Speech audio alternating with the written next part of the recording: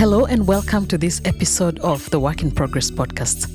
I am your host, Colleta Macharia, and I'm a life coach and author of the book, How to Design Your Career Game Plan. Now, after a sumptuous meal in a restaurant in Addis Ababa, one of our friends ordered a cup of coffee and he told the waiter that he wanted a double macchiato. And so the waiter, after a few minutes, came with the coffee and slices of bread on a side plate. And there was a bit of confusion around the table because we'd just had lunch, and so we wondered why the waiter had brought bread. And it turns out that this waiter had heard double macchiato. Double is the Amharic word for bread. And so he diligently brought the order that he perceived had been asked for. And so, when we realized this, we made light of the situation and told him it was okay and went ahead, with our business. George Bernard Shaw was an Irish playwright who said that the single biggest problem with communication is the illusion that it has taken place.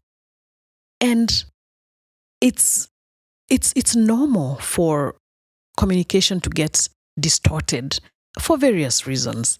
And especially in this era of political correctness, a word that was used a certain way several years ago is now used in different ways. And that can bring about confusion and it can bring about distortion in communication.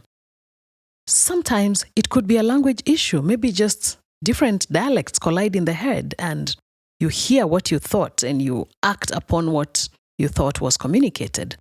And that's all part of being human.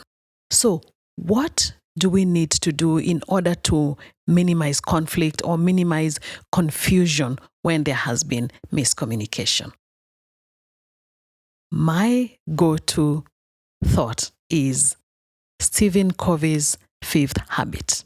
And this is seek first to understand, then to be understood. Sometimes we are very quick to try and make our position clear or to explain ourselves, whereas really listening actively, listening deeply to what is said is what we need to do so that we can really be in a position to understand the other person. So when you find yourself in a situation of distorted communication, seek first to understand, then to be understood. And then what that will do is that it will help us to have empathy for the other person.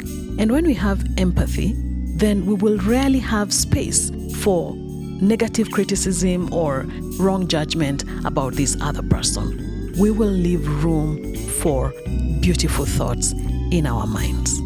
Have a beautiful week, keep shining, and see you on the next episode.